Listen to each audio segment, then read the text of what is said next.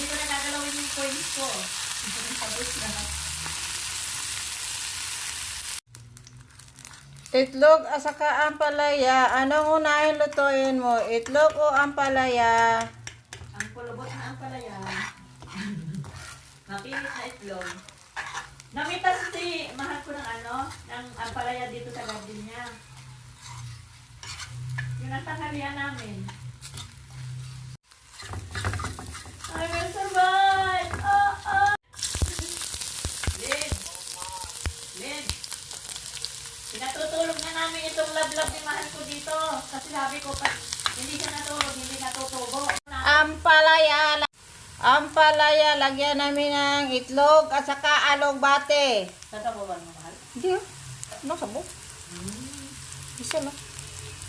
Yan ang ulam namin ngayon sa birthday ni Mahal.